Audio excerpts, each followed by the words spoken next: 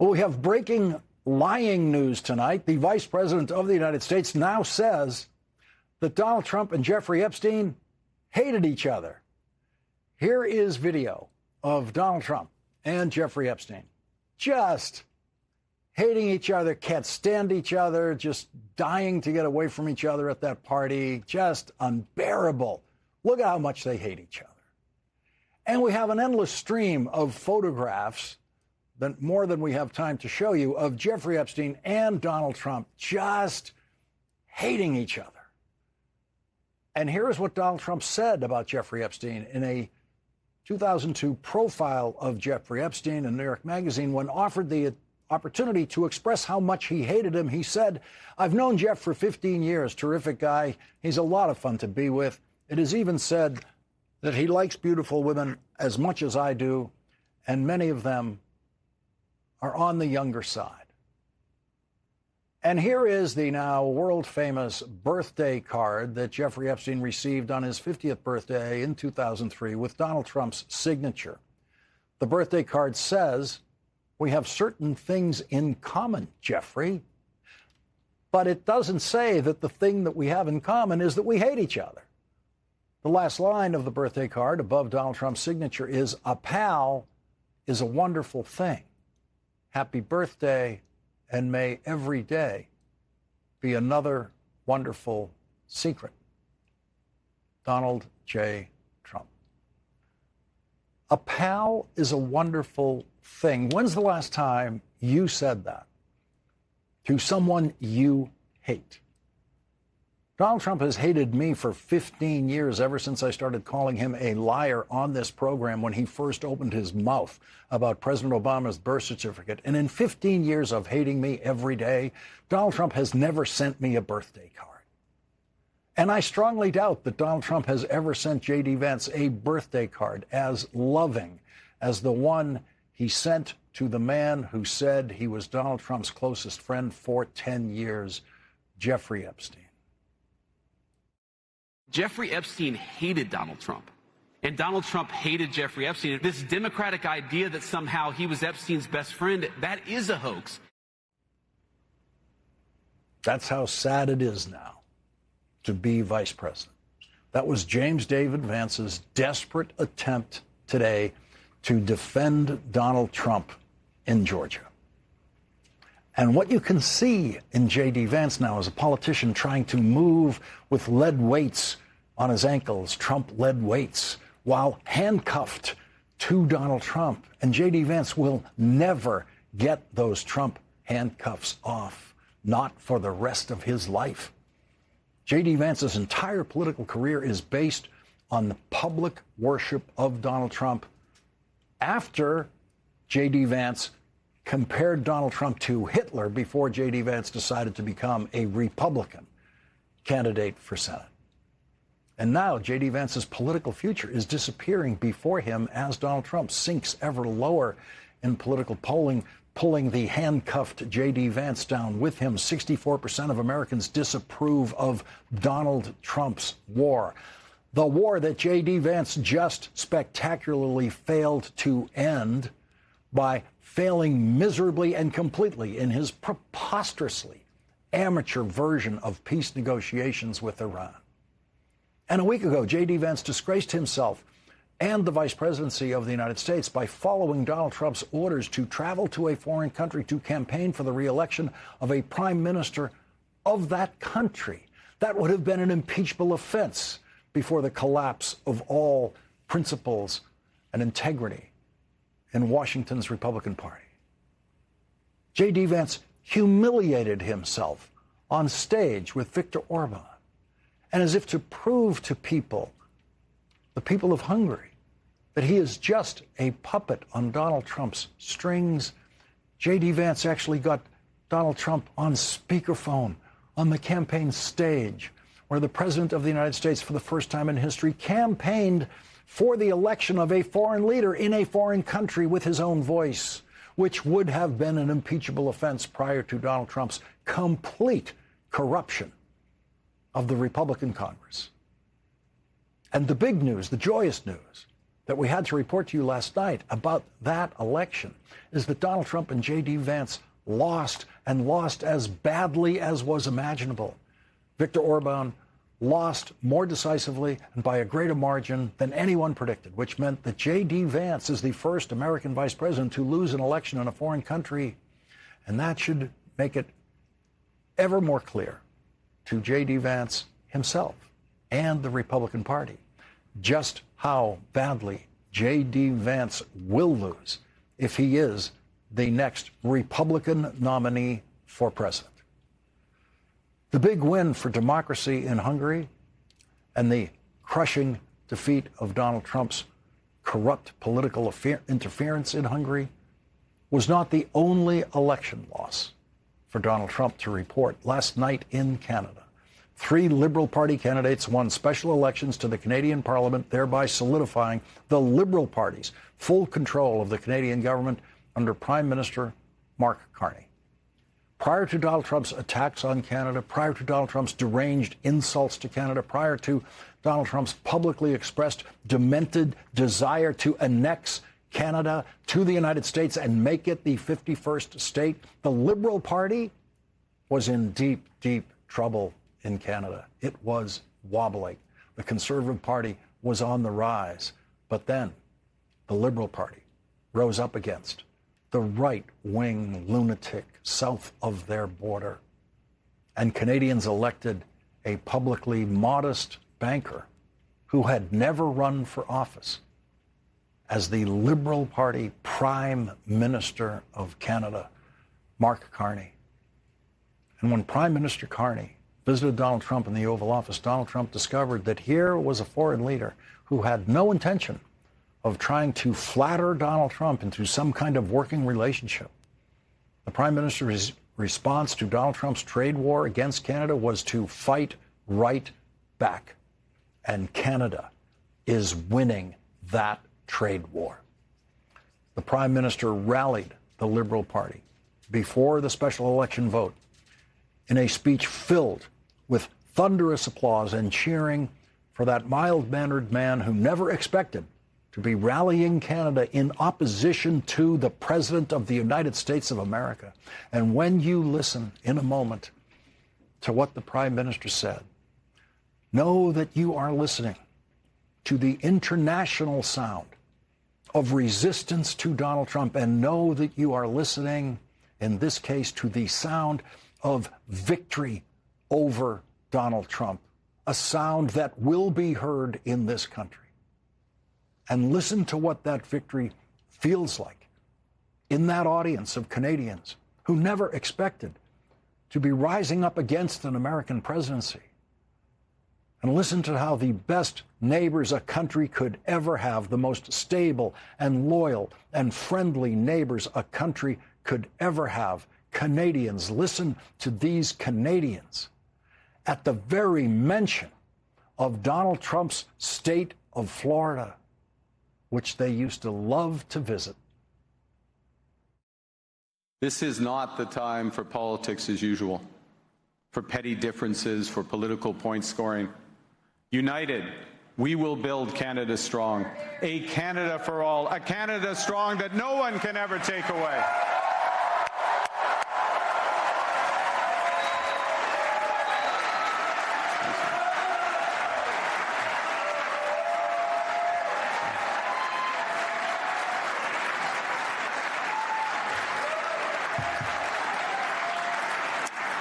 I feel that strength. I feel that strength in this room. I feel that strength.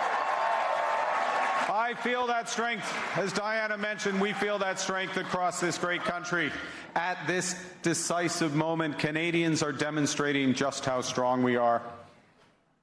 You know, it started quietly. People choosing a wine from the Okanagan over one from California.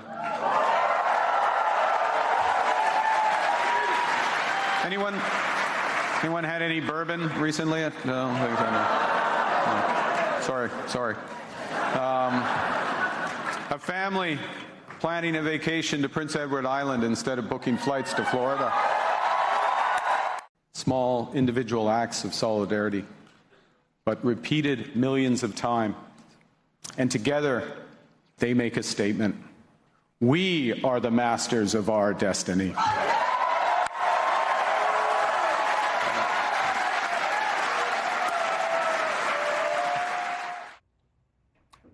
Small individual acts of solidarity, repeated millions of times.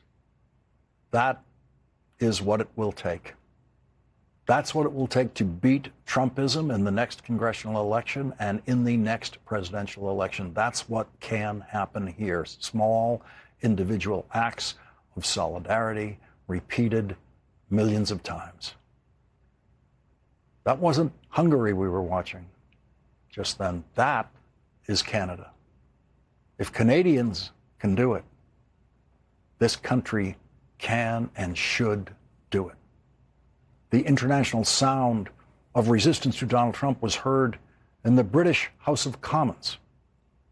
And the language used to describe Donald Trump was on a par with the language Winston Churchill used to describe Adolf Hitler during World War II. Hitler is a monster of wickedness. A monster of wickedness. Words to describe the worst, most murderous dictator in European history and world history. And yesterday, in the British Parliament, the words, "He is a dangerous and corrupt gangster," were used to describe the President of the United States, an office once occupied by the president who beat Adolf Hitler in World War II. The leader of the free world is a phrase invented during the television age and applied by the American news media to the President of the United States, while most of the rest of the world didn't quite see it that way. The phrase was always a fiction, falsely suggesting that the world could be led by anyone, or even half the world, the so-called free world, could be led. The American news media that so mindlessly used that term for all of Donald Trump's lifetime has, unconsciously, I presume, dropped it. When is the last time you heard Donald Trump referred to as the leader of the free world? No one in the news media could possibly use that phrase about him now. The news media that so overdid that phrase has mercifully dropped it without ever having had a meeting about, hey, let's not use that phrase anymore. It just disappeared. It's just so obvious to everyone, including everyone in the news media, that Donald Trump is not even a leader of his own country. And so the phrase has disappeared, leader of the free world. It has just disappeared from recent usage, but it was revived yesterday on the floor of the House of Commons, only to rip it away from Donald Trump. Edward Davey is the leader of the Liberal Democrats in Parliament, and he rose yesterday to say this. A whole civilization will die tonight. Words I never thought I would hear from an American president. And though Donald Trump thankfully didn't follow through this time, these words are a stark reminder of how reckless, immoral, and completely outside the bounds of international law this president is. Regrettably, he is no friend of the United Kingdom. He is no leader of the free world. He is a dangerous and corrupt gangster, and that is how we must treat him. A dangerous and corrupt gangster. That will no doubt be the title of at least one biography of Donald Trump, probably by a British historian. That is the kind of description of Donald Trump that will live in history because of where it was given, because of when it was given, and because of the otherwise positive history, centuries of positive history between presidents of the United States and the British Parliament. Presidents of the United States, like Franklin Delano Roosevelt during World War II, were treated as heroes by the British Parliament. Heroes. And now the President of the United States can be called a dangerous and corrupt gangster in Parliament, and no one shouts that down. No one disagrees. And that is how we must treat him says Edward Davey, and no one disagrees with that. Edward Davey described Donald Trump's latest fit of madness in his war in Iran. And when it comes to Trump's latest cunning plan to blockade the Strait of Hormuz, that will only escalate this crisis and jeopardise the precarious ceasefire. So it's right that the UK is not joining Trump. And I welcome the Prime Minister convening a summit to offer an alternative to Trump's. We must work with our reliable allies in Europe and the Commonwealth and our partners in the Gulf to bring this conflict to an end and keep open the Strait of Hormuz. That is critical for tackling the cost of living crisis that's getting worse and worse. And so the American president is now a problem that has to be solved by the British government and other European governments. Donald Trump's war on Iran has now become a war for control of the Strait of Hormuz, and Donald Trump is losing. Donald Trump is also losing elections he interferes in Hungary, and Donald Trump is strengthening the victories of the Liberal Party in Canada that stands in united opposition to Donald Trump and Trumpism. Opposition to Donald Trump, who was indeed Jeffrey Epstein's closest friend for 10 years and is now the world's most dangerous and corrupt gangster. Leading off our discussion tonight is Democratic Senator Mark Warner of Virginia. He is the Vice Chair of the Senate Intelligence Committee. Thank you very much for joining us tonight, Mr. Chairman. What is the status tonight in the Strait of Hormuz? Well, first of all, I would love to rebut what you just said. But the unfortunate thing is what you said is accurate. You know, in full acknowledgement, my grandparents on my mother's side were Canadian. It's hard to piss off the Canadians. Mm-hmm. And we have destroyed that relationship where Mark Carney, who is a great prime minister, has said China may be a more dependable friend than the United States. The UK, who's been our strongest partner for not decades, but centuries. The comments they're making about Donald Trump, what this man is doing, you know, to our reputation. And remember, America's strength is not just our economic power. It's not our military power. It's the fact that we had friends and allies, and we were destroying those allies in a way that's unprecedented, Lawrence. So when we go to Iran, we now have a circumstance where this president said there were 4 goals ultimately. Regime change. The regime now is worse than before. Getting rid of the enriched uranium would take 10,000 troops on the ground and guarding a perimeter that the Iranian could shoot at.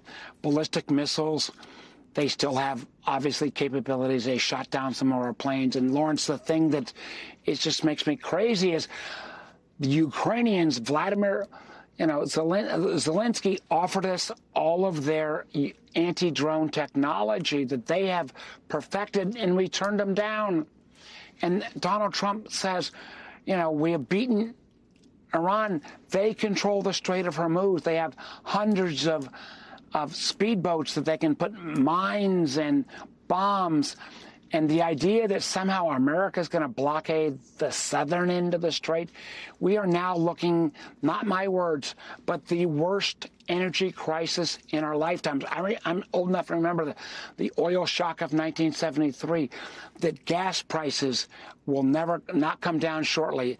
The natural gas, the fertilizer costs, the fact that many Asian nations are shutting down their economies one day a week because they can't get access to this oil means everything we buy will go up. This man who promised us no foreign wars and better affordability has been the opposite. And as you said, he is, you know, and Lawrence, the thing that, you know, I have great pride in our country, but this man destroys our country's reputation on Easter Sunday to curse the way he did, to say he's going to destroy the Iranian civilization. And then more recently, they're like, oh my God, You can't make this stuff up to suddenly say he's going to, take on the Pope and then put himself out in a figure as a messianic Jesus. My God, this stuff, Lawrence, 2 years ago, this would have been rejected for a Saturday Night Live skit because it would be too outrageous to believe. Senator, what are you looking for in the Intelligence Committee now in terms of Iran's capacity to just hold out, which is all they have to do? Victory on their side is simply being able to hold out against the United States. What's their capacity to do that? Lawrence, we have spent 100,000 sorties against them. We have bombed them. But anybody in history would know you cannot bomb an adversary into submission. And the idea that Donald Trump says he didn't know that they would close the Strait of Hormuz or go after our Gulf allies is either willful ignorance or a bunch of intel leaders who are not telling the truth.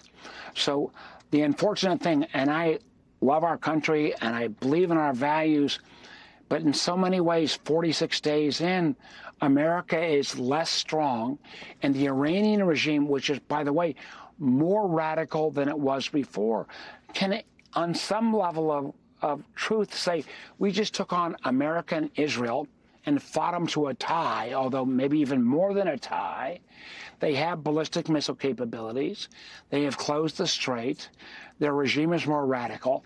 And I can just say, as I mentioned earlier, if we were to go after their enriched uranium, it would take 10,000 soldiers guarding a perimeter for days, and then we are going to send our special operators in, and the Iranians could bomb that.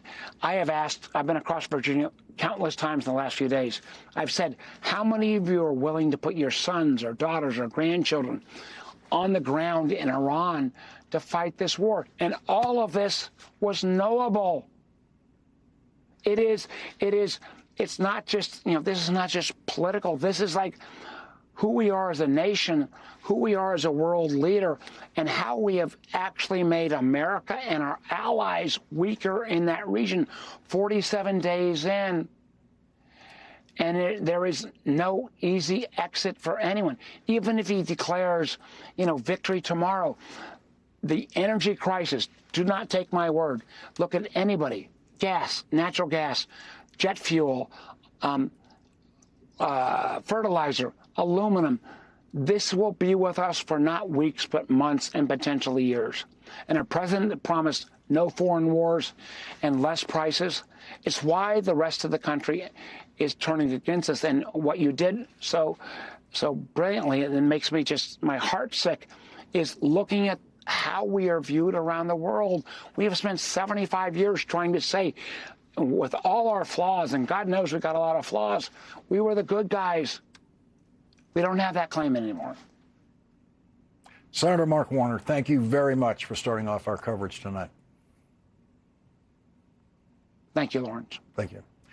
And coming up, when asked if gas prices would come down before the elections, Donald Trump said they might go up. North Carolina's former governor is trying to take a North Carolina Senate seat away from Republicans in the next election, and polls are showing gains for Democrats in Senate campaigns. Former North Carolina Governor Roy Cooper, now Senate candidate, will join us next.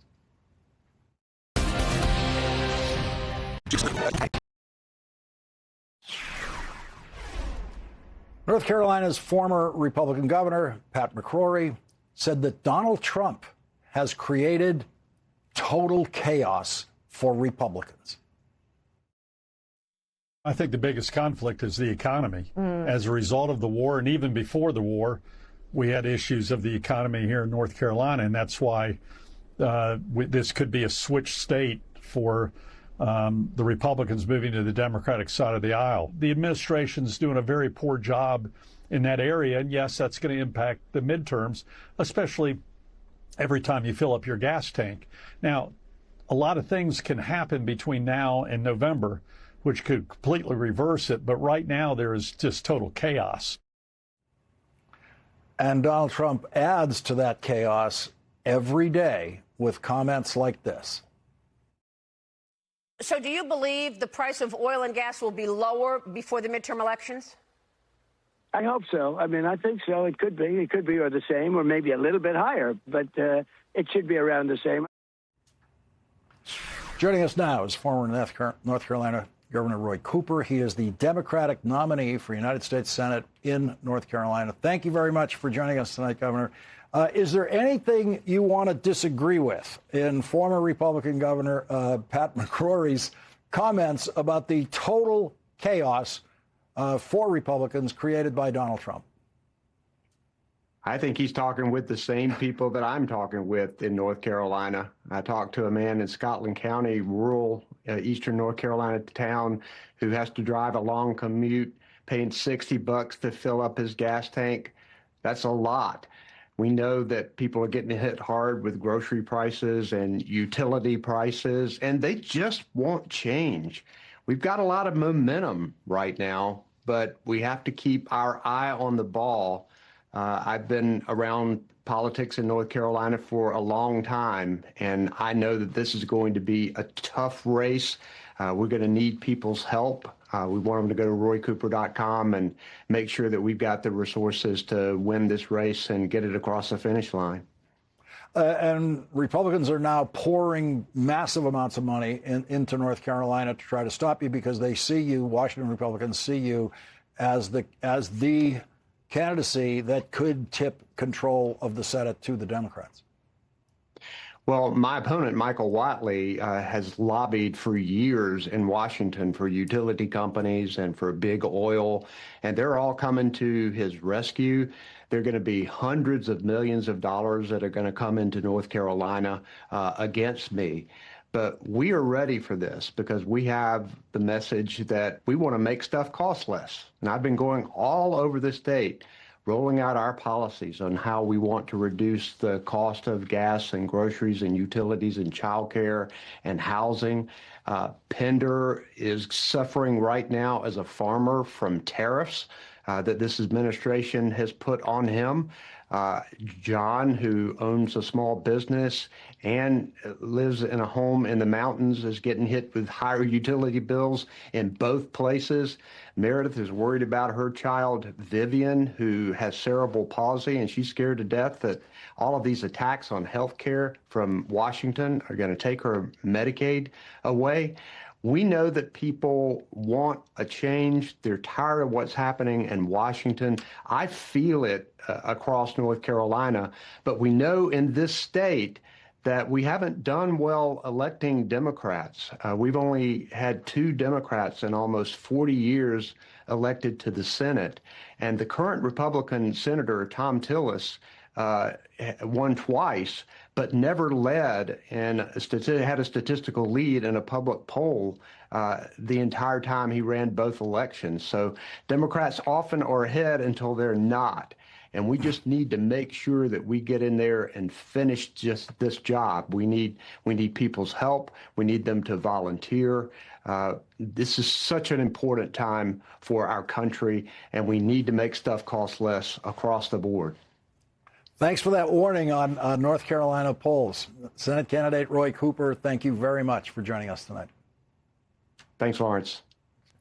And coming up, big surprise, the only president ever convicted of 34 felonies wants to pardon everyone who works for him now, as we predicted he would at the beginning of this presidential term. That's next with Senator Sheldon Whitehouse.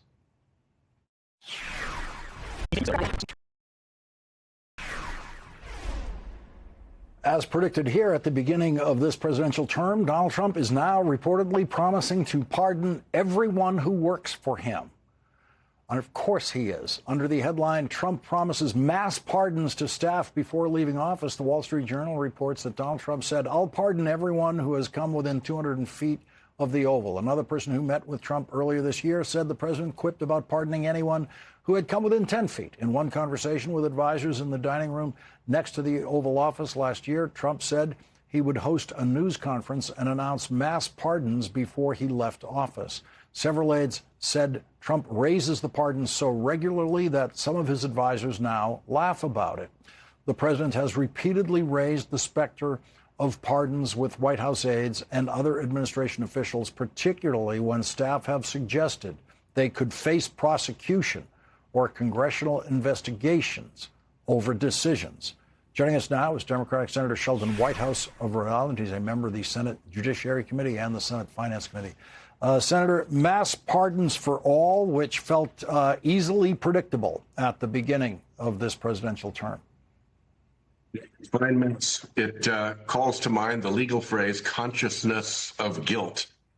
And I think it reflects two things that are spiraling here. One is that the corruption out of this Oval Office is so extreme right now that you'd have to be blind, even as a staff person, not to be aware of it.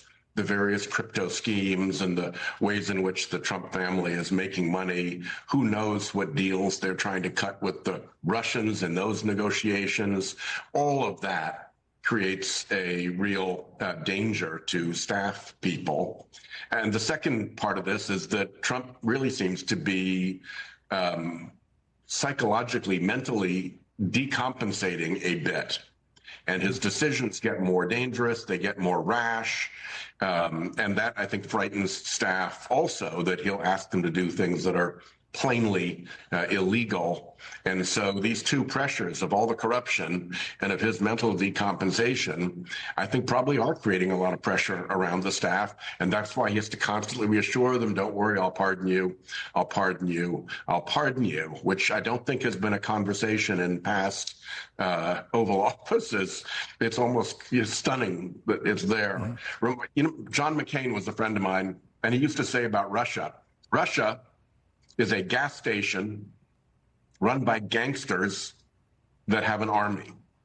Mm-hmm. And this whole operation being run by Trump is basically trying to turn our beloved country, our, sea to shining sea, good with brotherhood country, into a gas station run by gangsters that has an army. And if I were on his team, I would be wanting to build every defense that I could, because I do think that he's getting his people into real danger, legal danger. Well, we saw the Supreme Court give Donald Trump a preemptory pardon for anything he does virtually. If he's doing it in the White House, it's all he really has to do is just have your criminal meeting in the White House. And this Supreme Court says that's a government function that we cannot interfere with. He has total immunity, but that just took care of him. It didn't take care of anybody else in the White House. And so he's going to get in there with possible criminal intent authorized by the Supreme Court. And of course, he has to then, in his Supreme Court way, promise pardons to everybody if he's going to be suggesting criminal activity. Yeah, he has to sprinkle pardons around like fairy dust to keep people loyal and keep people around. If you were Al Capone running Chicago, you'd probably want your henchmen to be pardoned too. It's just part of the gangster mentality of this administration. But there've got to be people over there who are not full-on gangster and are worried about what their future holds for them.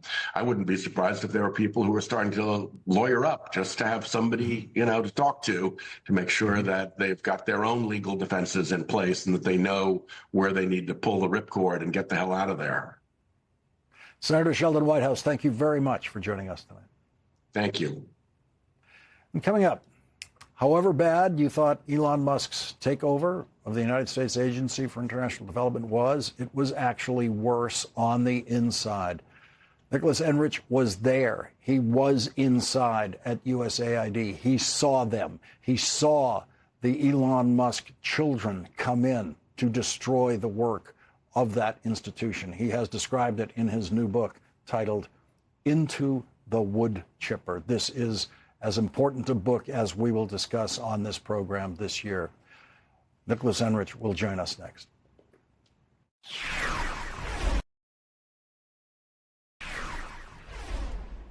More than 10 years ago, Nicholas Enrich, who at the time was an official at the United States Agency for International Development, wrote an internal memo warning about the consequences of Donald Trump and Elon Musk stopping foreign aid for global health programs. The memo warned that could lead to nearly 18 million additional malaria cases, 200,000 new polio cases, and millions of women and children cut off from basic health care needs. 13 months later, Nicholas Enrich says that more than 750,000 people have died, most of them children, as a result of Donald Trump and Elon Musk's destruction of USAID.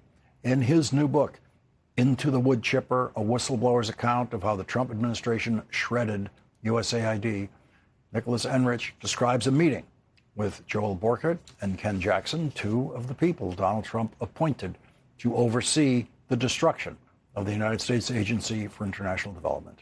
He writes, I began to describe various life-saving components of USAID's global health portfolio, highlighting how we prepare for and respond to emerging pandemic threats, support the diagnosis and treatment of tuberculosis, malaria, and HIV, and immunize millions of children from the deadliest childhood diseases. I spoke for about 5 minutes, focusing primarily on our infectious diseases work and hoping to keep the attention of people who seem to have no experience or interest in global health.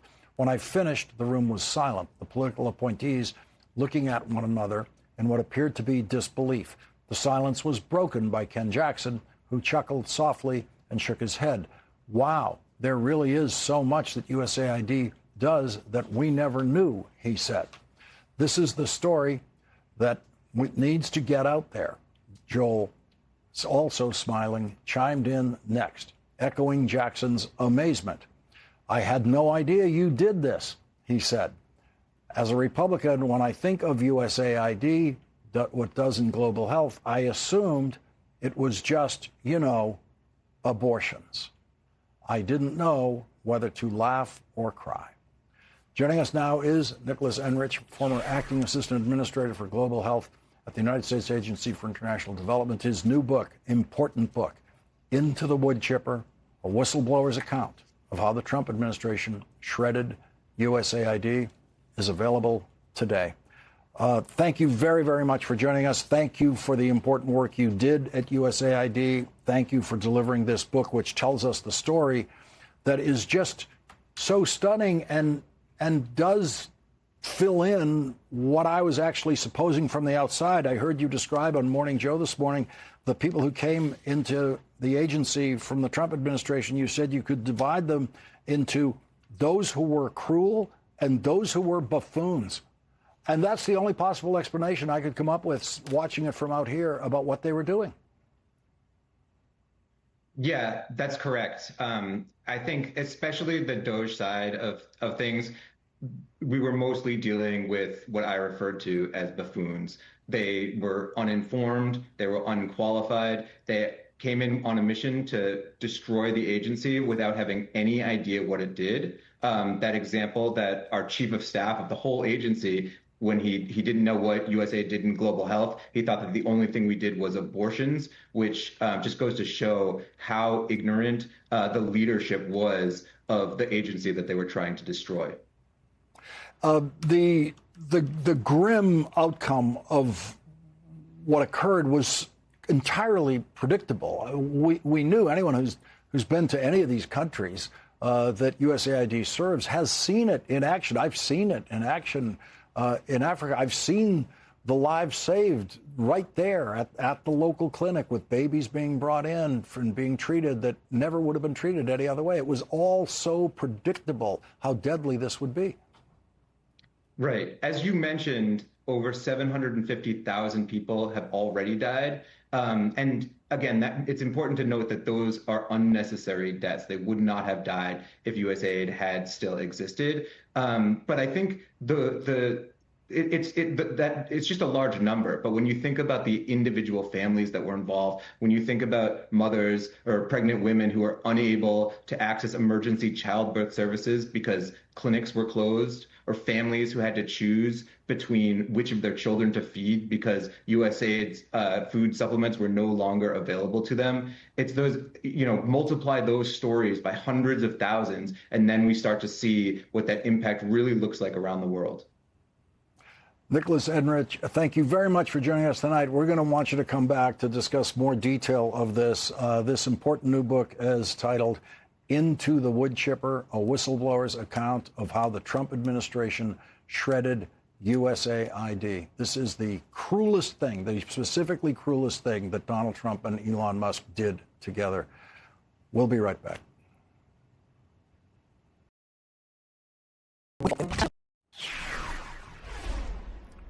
Nicholas Enrich's important new book is called Into the Wood Chipper. It tells the worst story about Donald Trump and Elon Musk working together.